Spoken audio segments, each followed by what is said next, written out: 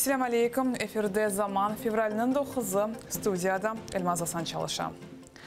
Sözde terrorizm davası mabuslarının apız cezası 2 ayga uzatıldı. Ahmezcit'nin 5 sakini aprelinin 11'ine kadar nezaret altında kalacak. Kırım'ın Yukarı Rus Mahkemesi davanı kapalı şekilde baktı. Mabuslarga kol tutmağa kelgen insanlar şikayetler yazdı.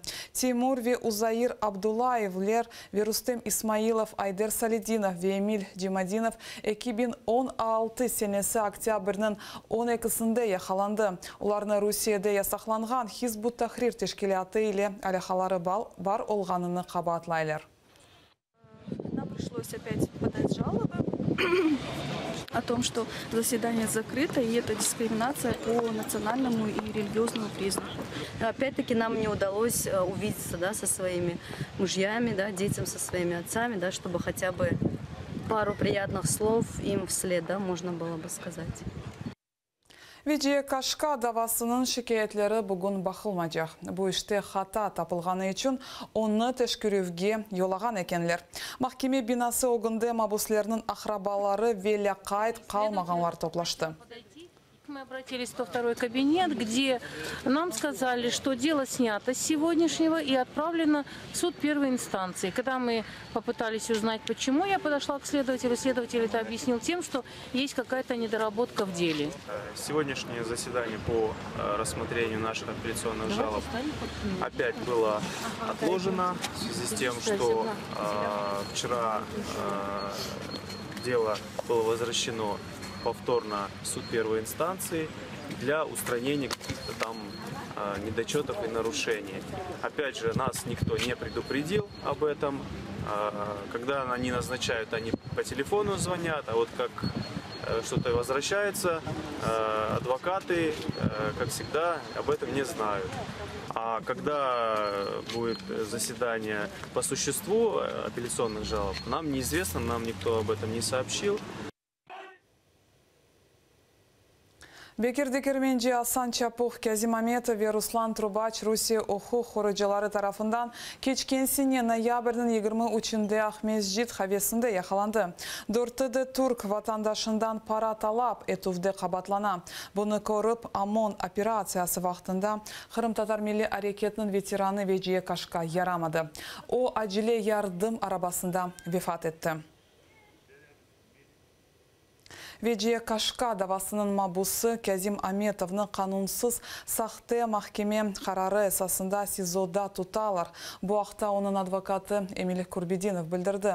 O ayta ki Kazim Ametov'un nezaret altında kalma müddeti birkaç hafta evvelsi çıktı ve onun uzatılması hakkında mahkeme toplaşığı olmadı. Нет ни одного решения суда, по крайней мере, я о нем не знаю, Казим Ага о нем не знает, в котором бы был он вписан как человек, которому продлили меру пресечения. Для меня дошла информация, что каким-то там 15 числом судья Можелянский вынес какое-то постановление мифическое, которым исправил описки, хотя у ПК вообще такая форма не предусмотрена. Ладно, он это сделал, но он об этом мне не сказал Казиму Аметову. O Veciye Kaşka davasının iştirakçısı oldu. Apıstan kurutuldu. Yuri Baranov 4 semedeşi tutulgan görüşüvge baracak edi. Onu FSB birkaç kere sorguğa çekti. İşgalcilerinin kozuna ilişkin son Yuri Baranov Kırım'ını terk etmek kararını aldı. Bizim jurnalistlerimiz onun görüşüp intervyu yazdılar. Serbestniye fest ala ve akrabası için rahat oldu dep ayta. Yuri Baranov böyle insan ozunu Kiev'de nasıl etip is etkenini bildiriyor. Ama 2 ay evvel o FSB davalarında bulunup neticede nasıl olacağını bilmeydi. O noyabr ayında Ahmezcit'te geçirilgen sözde spets operasiya neticesinde milli harekette olgan dostları nasıl etip yakalanganlarını hatırlay. Переживания были больше за остальных людей, которые уже были взяты под стражу на тот момент. Это Бекир Ага, Дегерменджи, Асан Ага, Чапух, Казим Ага, Руслан Трубач. Это очень мой близкий друг. Я очень за него переживаю и сейчас тоже.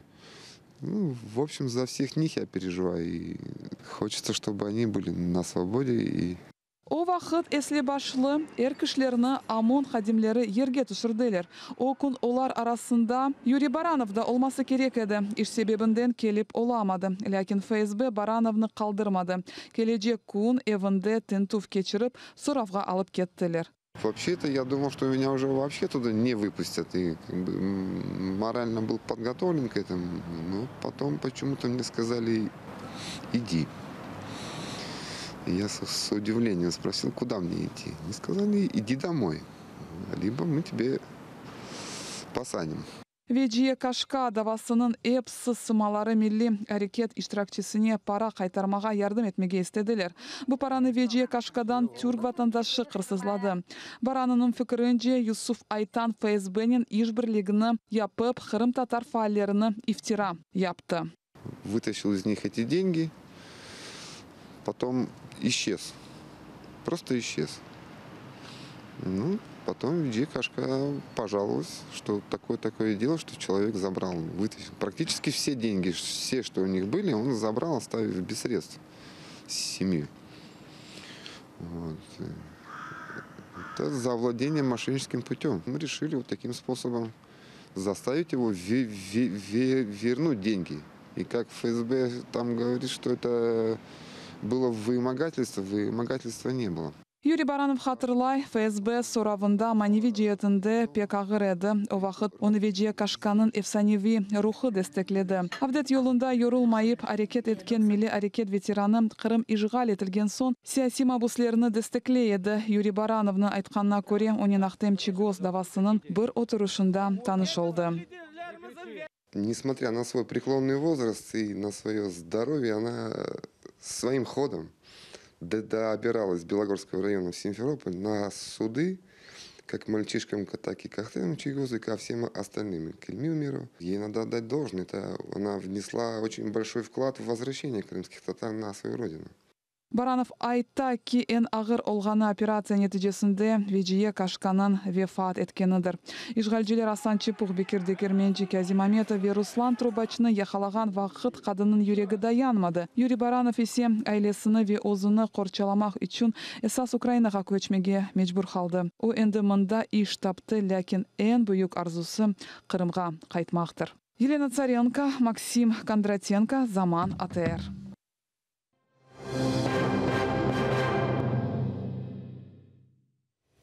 Украина тыш ишлер назирлігі Русияден Украина яда четел. Екімлеріне сезода тұтылған Павел Грибке кірмелеріні темин етмесіні талап еді. Павел Грибнің бабасына айтқанына көре бүкінлері адвокат оғлунен көрішіп олды. Адвокатның айтқанына көре Павелның сағлығы финалашты. Она илячылар берілмей. Украина тыш ишлер назирлігінде Павелге мақсус басқы япқаныны қайт етелер. Ті інформації, яку ми маємо, те, що Павлу продовжують не надавати медичні препарати, які йому життєво необхідні для підтримання більш-менш дієвого стану організму. Я хочу нагадати, що у Павла дуже рідкісна хвороба, дуже сильна, яка потребує постійного прийому медикаментів і визначеного уходу, який має бути. Працівники слідчого ізолятору і слідчі, скажімо так, максимально обмежили всі контакти, не надають ні зустрічі ні з батьками, ні з консулом. Павел Гриб августның 24-інде бияс Русияда ғайып oldu. Анда о ичтимai ағларда яш қызнен танышмақ үшін кеткен еді. Sonra оны ФСБ хадимлері қачырды. Павел Гриб Краснодар шерінің тақиқат изоляторында бұлына. Русияда оны терроризмді қабатлайлар. Украина баш прокуратурасы Украина ватандашы ғайып олув себебінден жинайы иш açtı.